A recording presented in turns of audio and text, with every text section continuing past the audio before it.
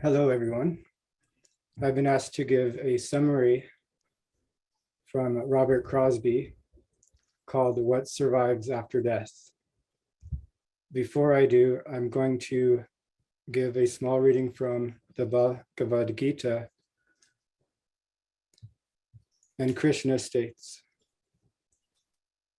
"True wisdom of a spiritual kind is freedom from self-esteem, hypocrisy, and injury to others. It is patience, sincerity, respect for spiritual instructors, purity, firmness, self-restraint, dispassion for objects of sense, freedom from pride, and a meditation upon birth, death, decay, sickness, and error."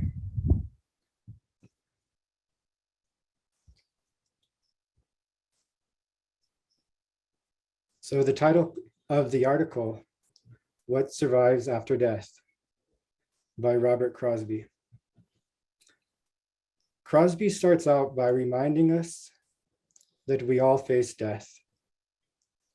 He writes, "No matter how we may live, whether our lives bring to us failure or the greatest possible success in the eyes of the world, death is there at the end. So sure as there is birth for us, so there is death."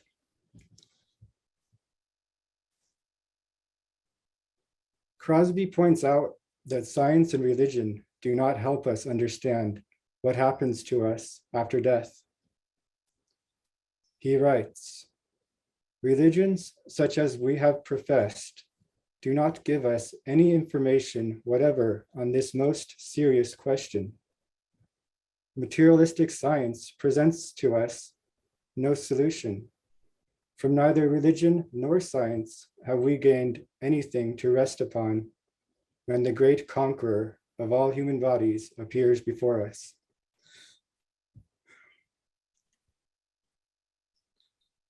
Then he talks about how we must understand the meaning of this life before we understand death. He writes, "There must be clear evidence as an understanding of the facts of life before we may accept any explanation as to what must be after death. When we know the meaning of birth, when we know what we are working for here in our bodies for, when we know what all manifested life exists for, then we may have an answer as to why we passed so few years in any one physical existence." Then Crosby talks about the importance of law. He writes, "We know that the law of action and reaction prevails in nature. We recognize in nature the law of cause and effect. But do we not know that law rules in our very selves? We know that there is a law under which the body grows from conception to birth, from birth to maturity, followed by gradual declination. Just as there is for man a cycle of birth, youth, manhood, decay, and death, so there is a succession of events in nature, which we perceive to be a universal law. Morning, noon, and night are followed by morning again. Spring, summer, and autumn, and winter are followed by spring again.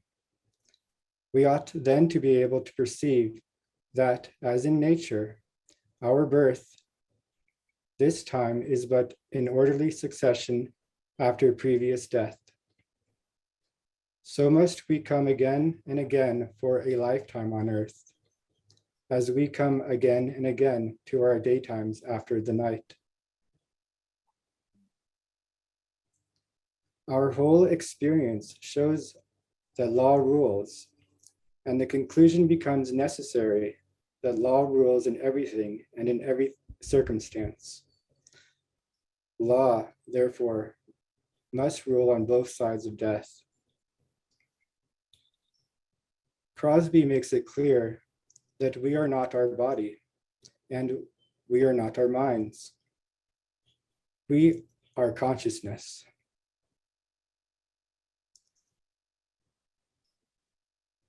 And he writes, we are not our bodies. We know that our bodies are under constant change from birth to the present time. Constant change will go on until the cessation of these bodies, but we do not change. Nor are we our minds, as so many believe. Our minds are merely certain bundles of ideas in regard to life, and we must be greater than those minds because we can change them.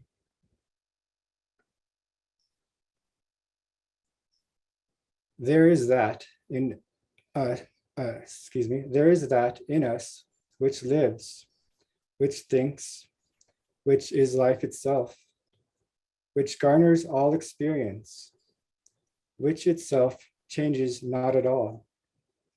It is smaller than the small. As the ancients said, it is greater than the great. It cannot be weighed nor measured. We cannot say where it is and where it is not. And yet it is the one thing in us, our very selves, which enables us to have any experience or any combination of ideas. Call it spirit, if you will. Call it life. Call it consciousness. For we well know that we cannot have any experience unless we are conscious of it.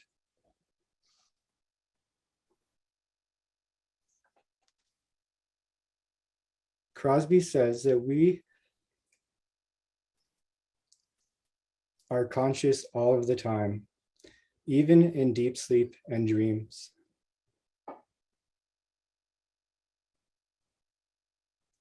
He writes, notwithstanding the dormant conditions of the body, in that state we call deep sleep, we are still acting, living, conscious beings. The nighttime of the soul is the daytime of the body. It is only in exceptional cases, however, that a human being knows that he is conscious all of the time. That consciousness can never, by any possibility, cease.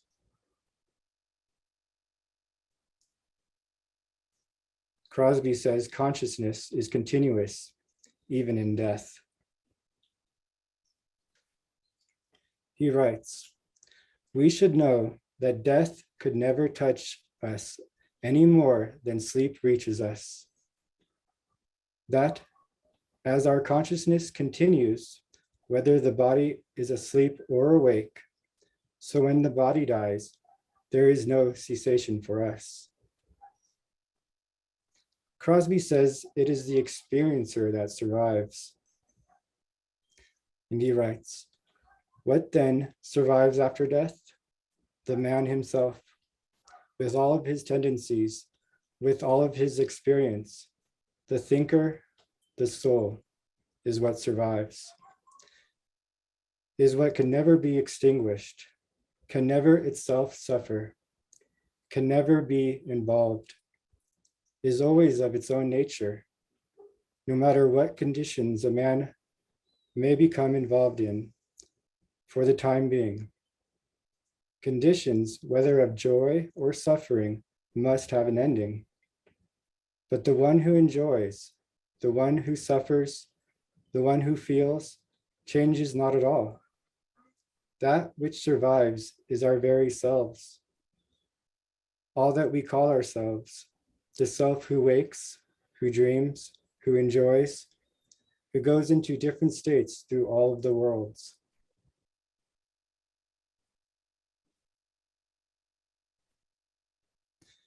Crosby concludes that this question of what survives death has to do with conscious immortality.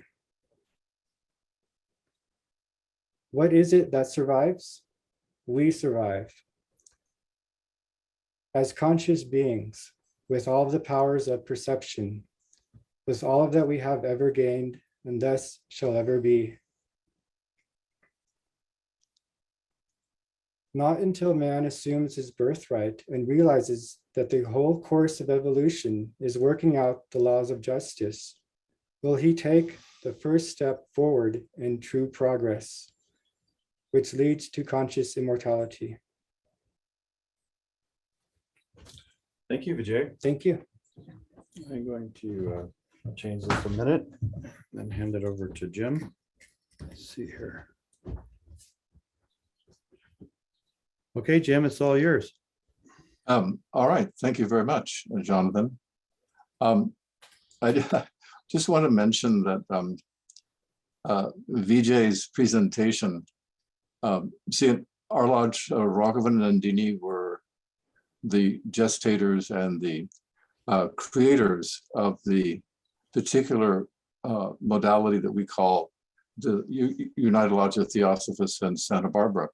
And one of the marvelous things that Nandini stressed was that when you give a summary of something, you give a summary of something and you make it as lucid and as relevant and draw through the golden thread such that it sparkles and it brings lucidity to people who are listening.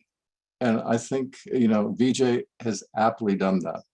I can honestly say, I think he would bring a smile to Nandini's face because she was always telling us in the study class, please learn to summarize. Don't give your views first. Summarize the teachings. Show that you've distilled it. Make it clear that you've understood it and you have questions. And those questions you might not be able to answer, but you bring clarity and you bring continuity to it. And it helps to refresh us all when we listen. And I felt very much that way in Vijay, who grew up in a theosophical family, was very blessed to do so, but obviously has taken advantage of it. So thank you, Vijay. It was a pleasure listening to Crosby with such evident relevance and selecting out of his teachings. So in light of that, it's a pleasure to welcome not only questions, but also comments, observations, perceptions, puzzlements. All these are perfectly appropriate to the student of theosophy. We can have these enjoyments and highs, and at the same time, we have to distill and assimilate. I remember at one ITC meeting, one of the amusing things said was to a theosophist, what is Devahan? Devahan is attending meetings. So I thought that was rather, Devahan is attending theosophical meetings. But anyway, so with that, any thoughts, any questions in regard to this sublime theme of one of the opposites? We know of good and evil, we know of despotism and the rule of the people, but death and immortality is one, as Plato said, that we have to really contemplate and take the position as often as we naturally can of that in us, which is immortal, enduring, fearless and free. And so with that thoughts, questions? Now, do you want me to pay attention to the hands going up? Because we've all been trained to. Yeah, like, I can Yeah, you can tell me who. Yeah. Oh, yes. I also thought that VJ did a very excellent and clear exposition of a very important part of life. And I just wanted to ask about this idea of consciousness. I know when I was about VJ's age, I was thinking that I was a personal ego living a life and that eventually this would transcend into another life and so on. And now that I am much older, I keep thinking more of a continuity of consciousness. And what I realize I've had, unfortunately, a couple of friends commit suicide, which is quite tragic. And I know they now have medically assisted suicide, which is somewhat reprehensible, because I know, and I'm sure everyone listening to here knows in their heart, that you cannot destroy consciousness. And that even if you destroy the vehicle, the body, that we can do something about our problem with, you're just going to wind up in a hung up state for the rest of what would be your natural life. But it will seem like hell because you won't experience time anymore. So I wondered if this could be addressed, because in a sense, we have to think of death as something that, of course, is sad when we lose loved ones, but also, as in the Upanishads, death is a nice guy, Yama. He grants Nachiketas 3 boons. He's eloquent, just, and mighty, and seems to be very compassionate, really. So could we address this issue of consciousness, that it can't be destroyed? And therefore, I think most theosophists I know are opposed to the death penalty, because it's not really going to solve the problem, even though the person's action may have been despicable. So that's, I think, the major issue here is consciousness, what we really are. Yes, it does seem to be, that is the issue. I agree with you totally, Judy. Trying to understand, getting as many faceted an understanding of consciousness as we can. It's relative to the notion of destroying the body.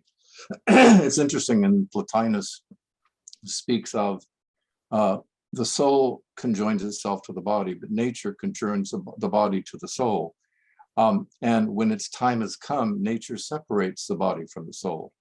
So it's birth is natural and death is natural.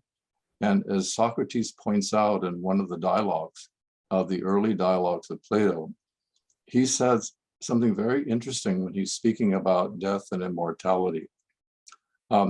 He said he was talking about natural death and the quality of the life of the person prior to death. And he said that it's important to appreciate the point that every human being on earth has a purpose, has some particular thing, however difficult the life, however happy the life, whatever the conditions might be, there's a deeper meaning to the very existence of each of us where we are. So never abandon post, said Socrates, because no life is without worth. No life is without dignity. It's up to us to let that dignity and that worth shine forth in whatever orbit we may be moving. And so then he goes on to say that now the interesting thing is, when you and I try to understand death and immortality philosophically, that is, in a more rational, comprehensive, conceptual way, we're then participating in the preparation for death. The philosopher is one who's most prepared for death because he's least afraid of considering it. And that's another point that Socrates is at pains to point out. It's the paradox that confronting the notion of death early on rather than later, but at any point, is actually more helpful than it ever is to run from it, or to hide from it, or to play games with it. From the Platonic point of view, when you deliberately consider the terminus of the body, what it does in time, it makes us a little more sober about the world, a little less tempted to fall prey to all the mirages that the world throws up in the desert of life. And we're actually able, by doing that, to free ourselves to some degree from the contagious grip of fear, and therefore to actually be far more helpful, beneficially free to be altruistic. Because when you forget the demands of the body and put it in its place, then one is in a position to actually actualize one's purpose in life, one's deeper reason that often comes in dreams and sometimes in meditation, and we get inklings of it. Sometimes someone says something to us and it's amazingly how perceptive they are. And we realize that has to do with why I'm here. That's really quite remarkable. So to begin to think in this way is to begin to refine consciousness.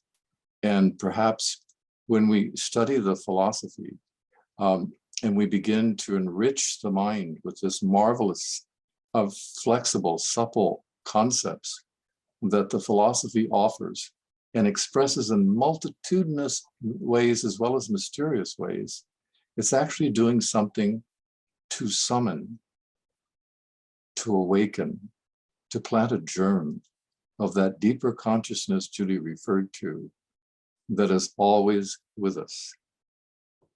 Crosby puts it as the spectator, and that is no doubt helpful. So that when that awakens, we are able to consciously, at least certain times, to participate in the glory of that invisible monadic point, which contains all the virtues, which contains all the creative powers, which makes it possible to elevate, purify, expand, enrich other human beings and life atoms and nature. So one's life becomes a kind of minor symphony, but played within the larger concord of the symphonies in the heavens and on earth. Other thoughts about what Judy's, oh, someone else had, I think it was Monica. Yeah.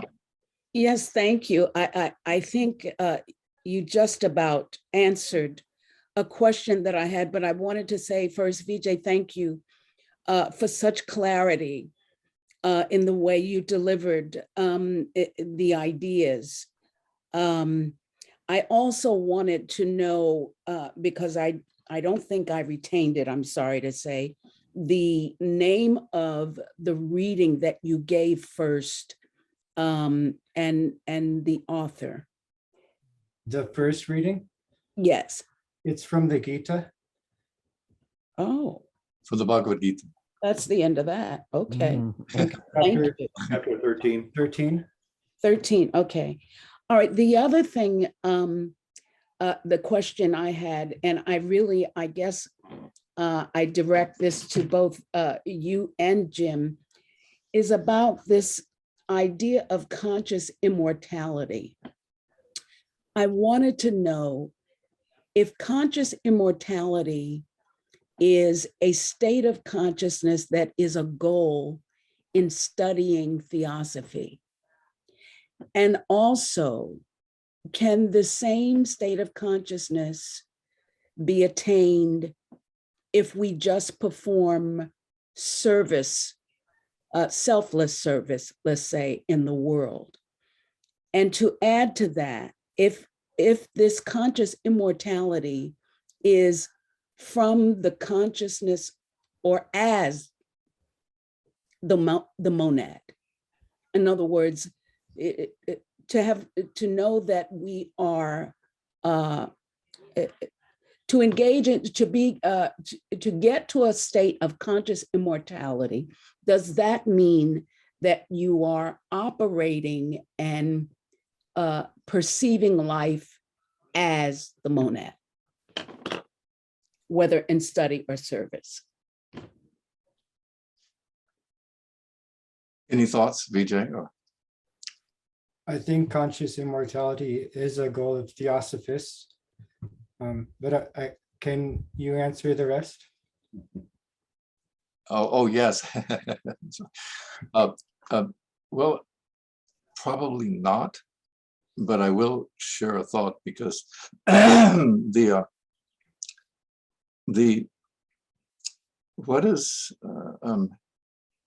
yes, the monad is relative to Manvantara, eternal, and in a deeper sense, because it's an aspect or a ray of the Atman, it is ever omniscient and eternal. Um, but consciousness cascades down levels of differentiation to the most common differentiated level conceivable. So there's a whole staircase of levels of progressive awareness, levels of which we become consciousness expands, consciousness deepens, and instantly we are, in a sense, able to enter into the world of any consciousness that's lesser than that consciousness. So as we become more purified and universal in our consciousness, people, individuals, are less foreign to us by far. In other words, we feel instantly a rapport with anyone and everyone. And we're able to enter into the level of reality that they represent, that they understand. Or putting it the other way around, great beings do that for us. They're able to understand us in ways we can't understand ourselves, but which we potentially could. And as one great teacher said, it's difficult, it is challenging, involves suffering, but it's worth every step for humanity to take the next step in spiritual evolution, when consciousness will be purified, when the mentality will be so refined and pellucid that what we call consciousness will seem like a child's consciousness, perhaps a savage's consciousness, given the way we are sometimes, but nonetheless. And therefore, our perceptions will be more expansive and purified. It's mentioned in several places that an important exercise is to try to take the standpoint of the immortal perceiver. That seems to be what Crosby is encouraging people to do. He's not just putting out a concept. He's encouraging people to ask yourself a lot of questions. What does it mean for me to take the position mentally of being a perceiver who is unqualified by any conditions, not tainted by any mistake or error or those of others, not exalted because of virtues, but in itself is so glorious, omniscient, omnidirectional in its capacity to reflect? What does it mean to take that position as a monastic being? Can you ask it in certain circumstances? Yes, you can. Can it make a difference? Yes, it does. How? It begins to change your conception of time.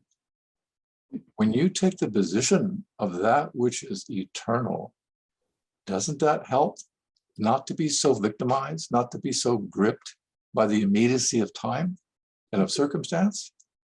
Doesn't that help us to get a little freedom from our self-obsessions? And doesn't it allow us to, in a sense, participate for a moment in the fullness, the plenum of that consciousness which is shared by all exalted beings and by our fellow brothers and sisters unawares? Yes, it does. So periodically, one of the purposes appears of meditation, of gaining that capacity at will to concentrate on a point which is dimensionless and universal and permanent, is that it corresponds with the soul. And it allows us to let the mind expand into and assimilate into the soul. So it is important when and where we can, and in as humble a way as we can, to ask ourselves, how might the immortal monad look at this? It's been through eons, millions and millions of years of experience. It's been through systems upon systems, and it garners, it gleans, it harvests experiences that have been distilled to such a degree that is compatible with the consciousness substance of the monad. Things that are too personal cannot be easily assimilated by the monad.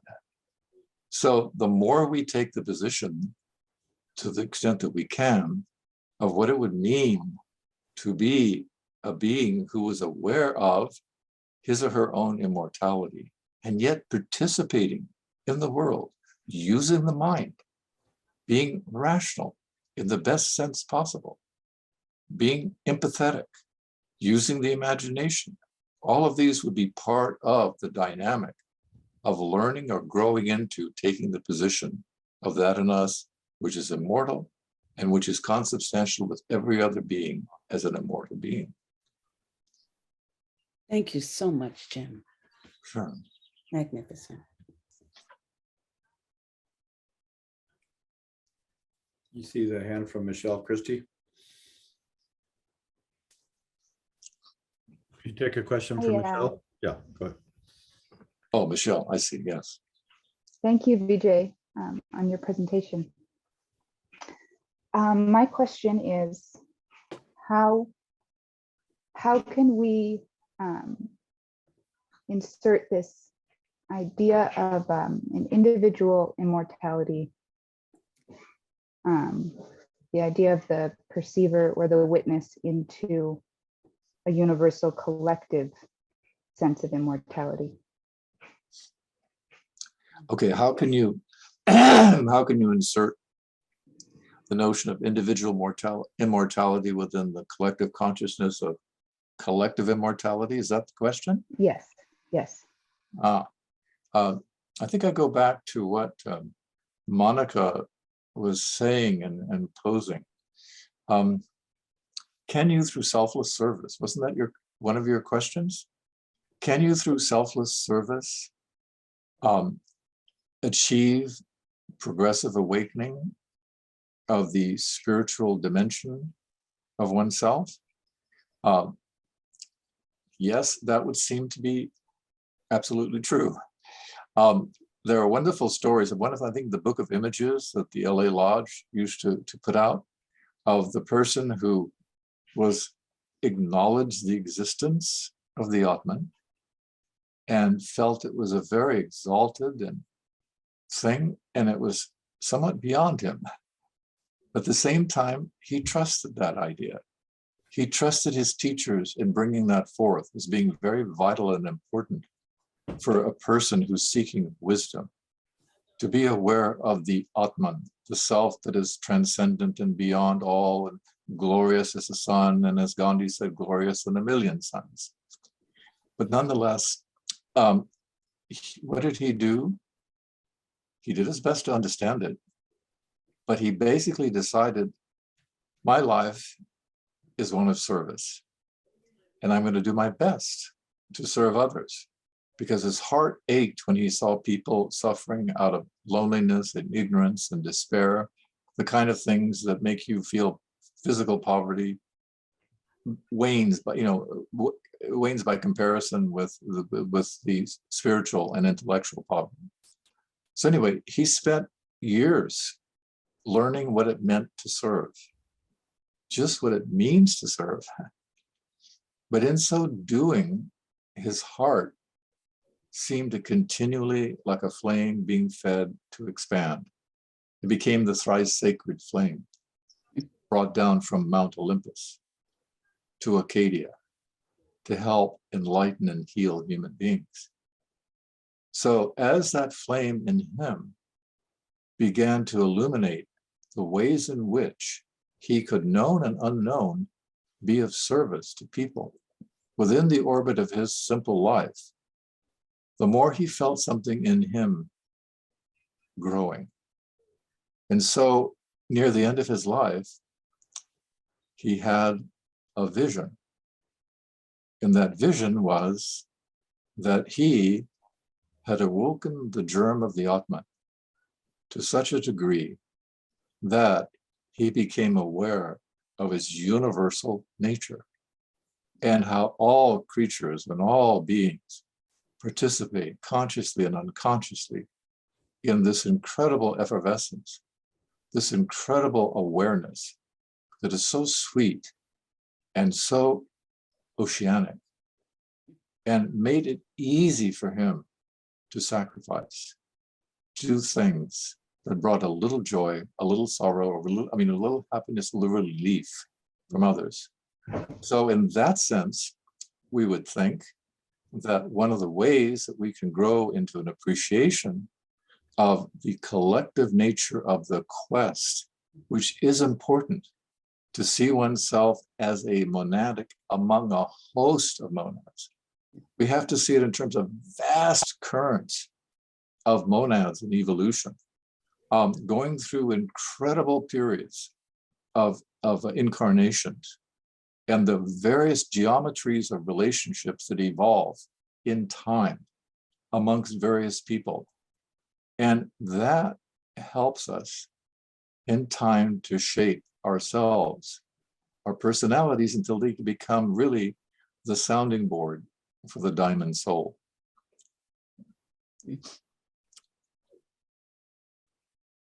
Thank you, Jim. Marlon? Hi, Jim. And Oh. thank you very much, Vijay. It was really interesting and so well put. But as we're talking here, I think about the Buddhist idea of, and actually the Upanishadic idea of being and non-being. And HPB talks about the masters, the adepts, as being right on that cusp of non-being and being. And when we speak of consciousness, it seems there has to be a limitation. And yet the thing we're talking about is the unlimited. And so could you say more about this walking the cusp of being and non-being, that awareness of seeming two worlds, but actually one world? Can something be said about walking the cusp of being and non-being? Before what I might offer any glimmer of a thought that I might have on that that might be valuable, I would invite anyone who would like to make a comment about that. Feel free to do so. We would be grateful for all help.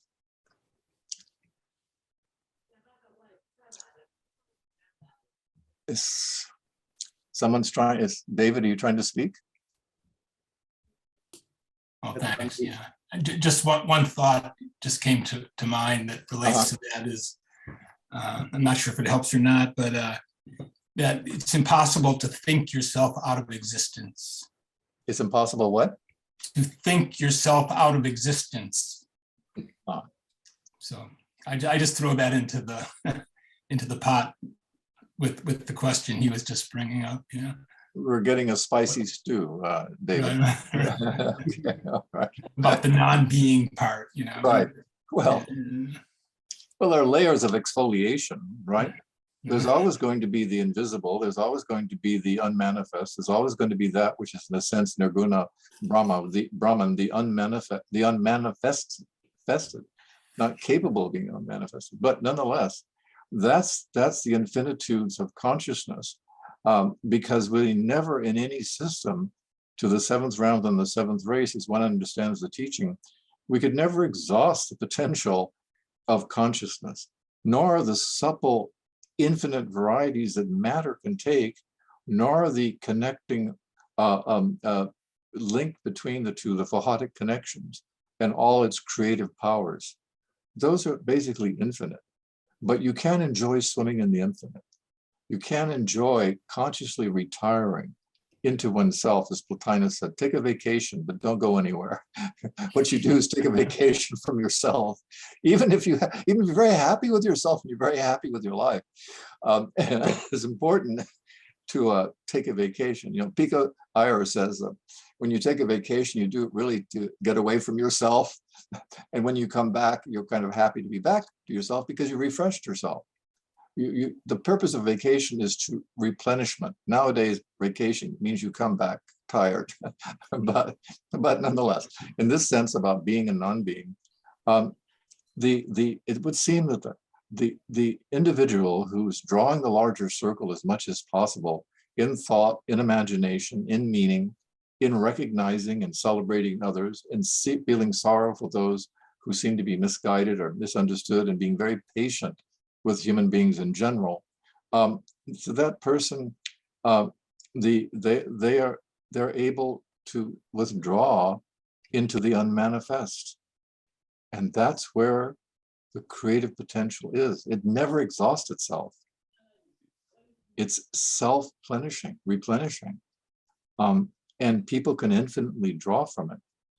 But as we do, being and non-being shifts, we would think. See, what becomes being at one time is non-being at another. What is non-being becomes being. And learning to, in a sense, live with that is one of the marvelous things that apparently adepts can do. You remember that passage from HPB where she talks about there comes a time in the life of the true student or the disciple where the mind becomes so purified that it begins to, what descends from above because of the purity which invokes the divine to give, the celestial to offer to the terrestrial. What happens is in time, there is a descent in mind consciousness of a beautiful conceptual, intellectual picture of reality. And it seems to us to be so pellucid, so comprehensive, so helpful, so marvelous to entertain, that this must be real. And what does HBB say? Do we remember? So No recall picture what can ever HBB said. represent reality. Say it No again. picture can ever represent reality. I'm sorry, your voice breaks up on the, I don't quite hear it, Michelle. Oh, Say it one more time. she said that no picture can ever represent reality. Oh, okay. Yes, well, that's true. But what she's pointing out, because of that point, what will happen in time is that picture which seems so vivid. Now this is describing capturing reality. This is encapsulating the world. This is seeing into the depths of consciousness. This is seeing the dimensionless nature, the dimensions of matter. But actually, she says, in time that fades. And when it fades, there comes a danger point. Because when it starts fading out, before it can give birth to another grander picture, we have a tendency to want to grasp and hold on to that which we had before, and which was so luminous, which helped us, which gave us confidence and strength. And now it begins to fade. It's like what people do in countries where their past is much greater than their present. Their present is like a mausoleum compared to the temples of the past. And so they try to recover the past by sentimentalism instead of by facing the present and seeing what they can do in a cycle that's descending, but to set down the seeds and the possibilities for the generations to come. So they get involved in sentimentalizing the past, which really does it a disservice. It drains us of its virtue. It drains us of its substance. It removes it from the realm of a golden moment culturally that could be inspirational for people who are pioneering for the future. They could look back and draw from that, but not be captured by it. So what happens is we have to take that HPB point where we seem to be in no man's land, so to speak, Marlon, non-being, mental non-being. But if you're patient, and as Kirk pointed out in the talk recently, the Buddha said, the quintessential quality, if I'm correct, Kirk, that is most useful, needed, necessary for the true person committed to the wisdom religion of whatever form, to the wisdom tradition, is patience. So if one can be patient, she says, you'll give birth to a new, wonderful, scintillating image that is greater than the one before. But in time, a wise person learns to recognize that, as Michelle says from the teachings, all images are limited. None can begin to capture the magnificence of reality. And so you have that, and you have, Marlon, the paradox that goes back to a Sufi teaching, in which, I won't tell you the whole story. It's a long story about Moses and his people and Yahweh. And the people were asking Moses to go to Yahweh and ask him to come to dinner in the Sufi story. And Moses said, I can't ask God to come to dinner. Don't be ridiculous. And anyway, the story unfolds in a rather interesting and amusing way. But at the end, in this end of the Sufi tale, what it is that the Sufi is pointing out and what Yahweh is trying to teach the Jewish people was that there is not even all the greatest minds that have ever existed, that exist now, will ever exist. Not all the multitudes of all beings, all percepts can ever begin to touch the fullness, the majesty of the divine.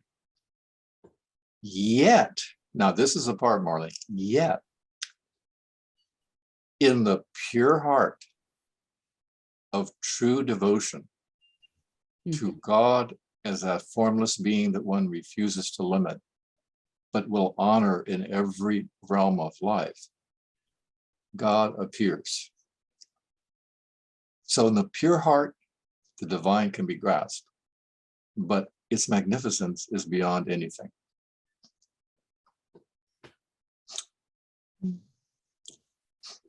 If I may, Jim, there's a quote from Rumi. It says, if the beloved is everywhere, the lover is the veil. But when living itself becomes the friend, lovers disappear. So if we want to ask Yahweh to come to dinner, we might do some soul searching and he might already be there. Yeah. In the story, he comes as an elderly man wandering off the desert and looking for food, and everybody's too busy preparing the dinner for Yahweh, because Yahweh told Moses, no, tell him I'm coming to dinner. And Moses says, how can you come to dinner? You have no form. All I hear is a voice. What am I supposed to do? And he said, tell them I'm coming to dinner. Anyway, he does come in the form of an elderly man who's in need. But people are so caught up in preparing dinner for God that they don't pay any attention to him. And so it becomes, he becomes a veil. It veils them from seeing that the divine, as you say, Marlon, is already there. That's the whole paradox, isn't it? That we all struggle with, we all try to understand, is that we already are what we seek. We cannot become something that we aren't already. It's not possible to conceive of a world that has any legitimate substantive connection with reality that doesn't already, I mean, it can't become something that doesn't already exist. If you want to become A or B or C, it's because it's already potentially in you. Other people, it might be living already. That's the beauty of humanity. You can learn from looking at other people and seeing their resplendent qualities, or hearing what they utter, or hearing what they say from any tradition. Strip away all the other points of what they're saying. Look at what's inside the word, or the gesture, or the practice, or the rite, and one can discover the incredible lightness and light of the divine present. There's always generosity in the light of the Logos, in the light of the divine. Yeah, Kirk Redeem's hand up. Well, I think Jim kind of covered it, but and this is such a beautiful answer, Jim. Very remarkable in so many ways. But when Marlon first raised the question, what immediately came to mind was BJ quoting Crosby, and when he said that consciousness never sleeps, right? Oh, Even in this state of deep unconsciousness at a normal level of consciousness, when we're in the deepest states of turiya, a dreamless condition, that consciousness does not terminated. It's not stopped. And so that maybe this question, which is a very deep one, very sublime one, about talking about the adept or the great initiator, really, who sits on the threshold of being and non-being. And the reason that's given, right, is that he will not leave that post until every pilgrim has found their way back to that region of sweetness and light and knowledge and truth, which he himself is in exile from. So in one sense, it's this, it's this most exalted idea of what consciousness is capable of. And so this idea that it could be that we have a metaphysically somewhat incorrect idea about the nature, the ultimate nature of consciousness, that it's not simply that which is transcendent and boundless and of infinite potential, but it's also that which willingly descends, because it's the nature of both wisdom and compassion. That's its essential nature. And so it participates in that logos, which gives birth to the Maha Manvantara, because it knows, it understands that that's the means by which evolution can occur, and which monads who are at the lowest level, can eventually rise up. So I think it perhaps is, we get this idea a lot in Buddhism, of course, the union of wisdom and compassion, but it seems to have this, very elevated metaphysical reality that's being spoken of, that we have to incorporate into our conception of the nature of consciousness, it seems. Thank you, Kurt. That's a beautiful answer, exquisite. In the introduction, in the introduction to the Bhagavad Gita, the Concord Grove Press version of the Gita, in the introduction, it mentions specifically that the way in which the unmanifest relates to the manifested is through sacrifice. And that's what the being who sits at the, who sits at the point in which beings can be helped and he won't cross the threshold, that's what he's engaged in. Now, I was just reading a passage from HBB in the Key, where when someone asked her, well, are you saying then that love and altruism are the highest qualities? And she said, no, they're not. There's one quality greater than all, and that's self-sacrifice. And that seems to be very helpful, because it's the existential way of understanding that when we actually do go beyond the call of duty, or what our responsibility, or what seems to be needed, and give of ourselves in some sense, that's allowing the fire of the spiritual to do its magic in time.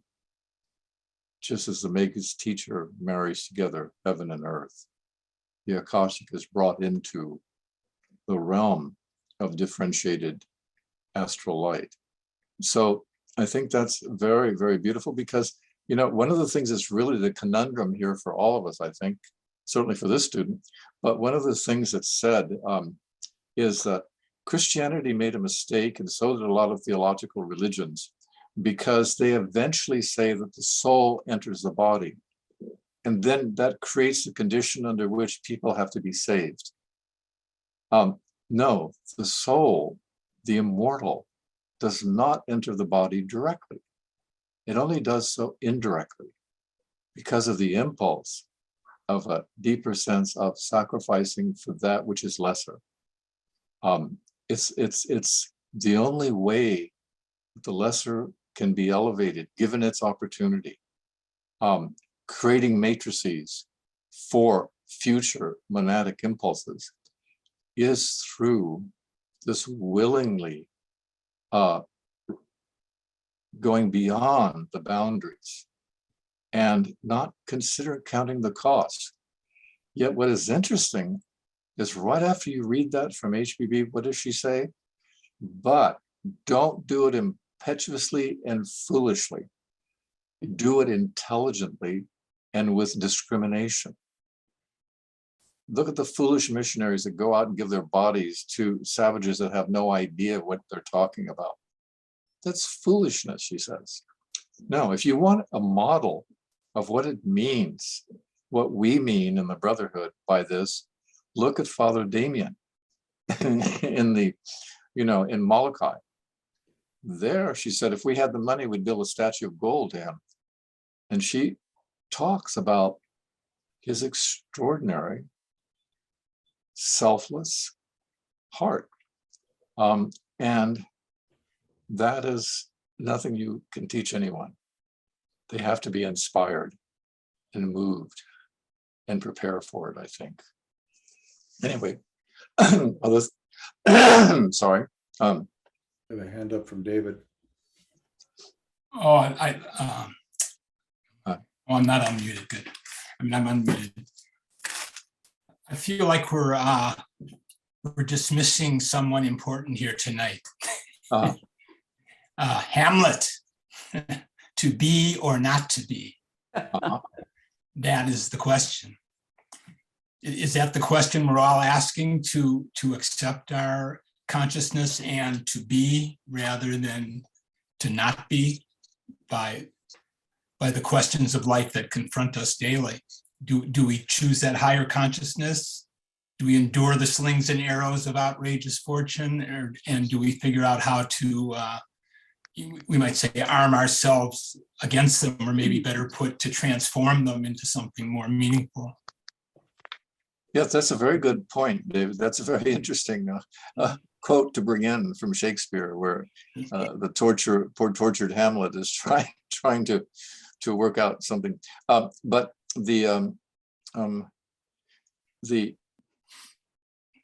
it's interesting.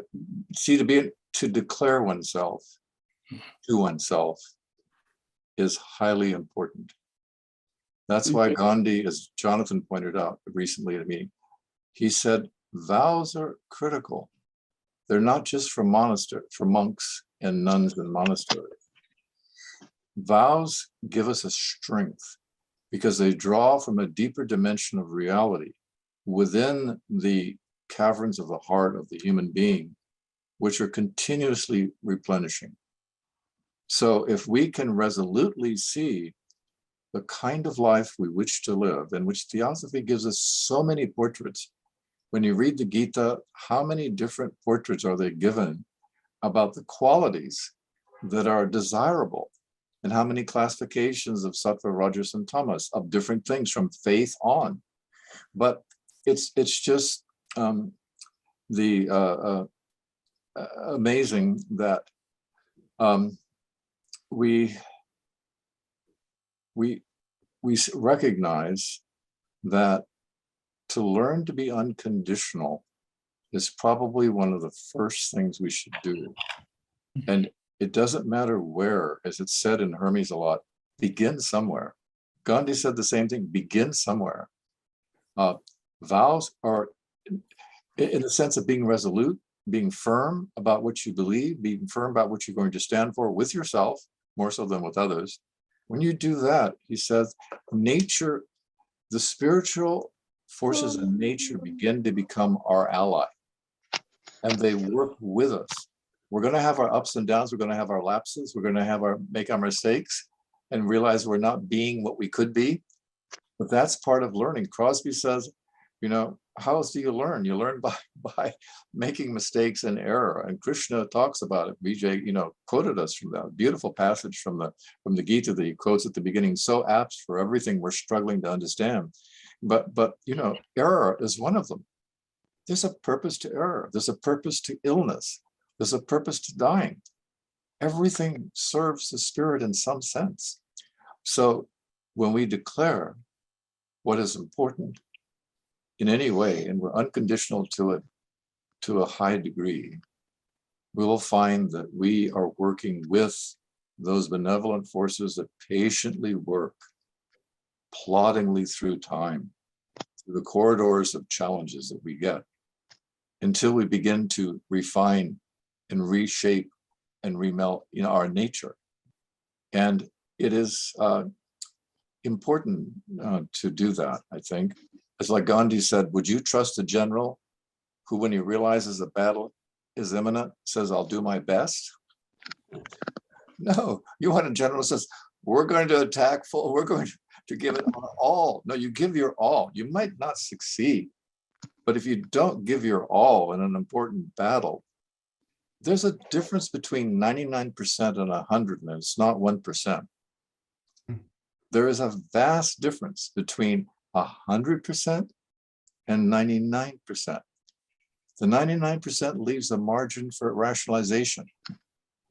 100% does not mean you're going to willfully impose yourself on the world and circumstance and life. No, not at all. That's foolish. No, it's your inner integrity. You're learning as you go along.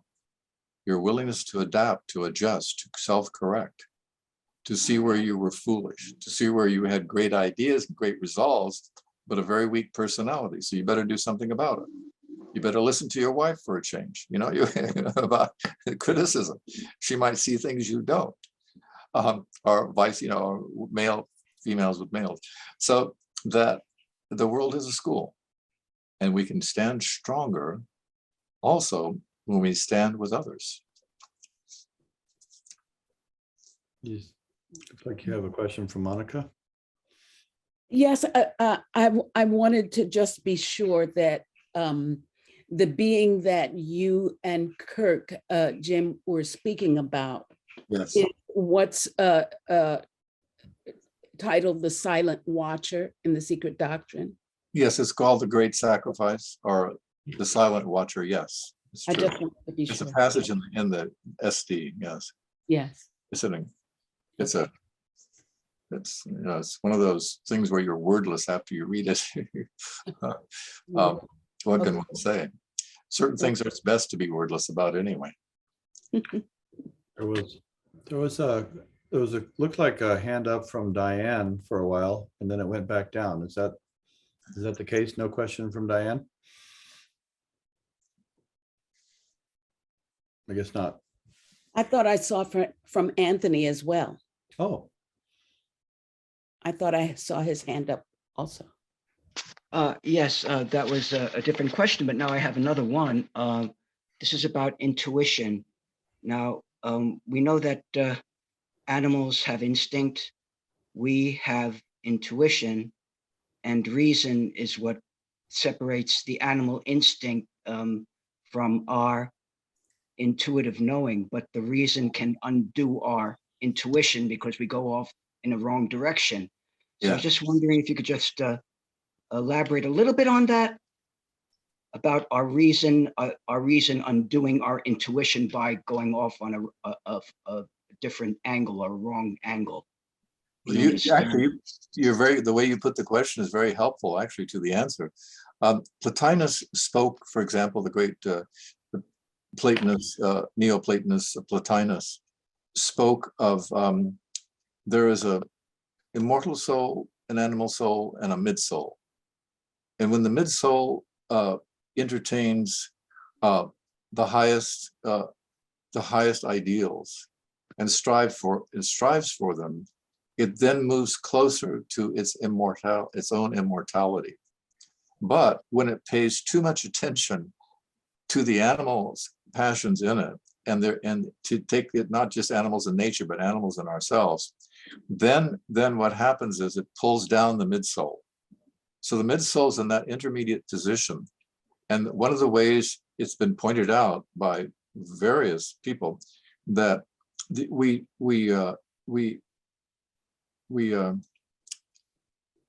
how would I put it? We dilute or subtract from the strength of manas and its capacity to ascend. its capacity to take flight, so to speak, is when we give ourselves excuses and rationalizations for when we make mistakes or when we are in error. And that's important. John Wooden, the legendary coach, said that when he was 12 years old, his father gave him a card on which there were 6 points that he expected all his sons to think about, even though they're 11 or 12 in John Wooden's case. And the first one was they were in negatives. They were don't lie. Number one, do not steal. And I don't remember the third, but the other side of it was don't give excuses. Don't complain and don't whine. So he gave this to his 12-year-old son who graduated from 10 or 11, maybe graduated from grammar school. But he also gave him 7 rules to live by that John Wooden kept his entire life and rewrote them because he lived to be 99. But he said, my father was the greatest man I ever knew. Everything happened to us that you can imagine that was difficult. I never heard my father criticize a single person, and rarely, if ever, did he complain. And when he saw an animal suffering, his heart went out to the animal and he would try to help him. So anyway, it's just the point of the mid-soul. We are in the mid-soul. And so to us, the more we can engage in what's called meditation, self-study, and action, we grow in time by performing that cycle. And engage in Pythagorean review every night, looking at the good we might have done, the things we did not do but should have done, what we can learn from other people that we encountered during the day. The more we do that, the more we strengthen the connection between manas and higher manas. The more we connect the mid-soul to the immortal soul.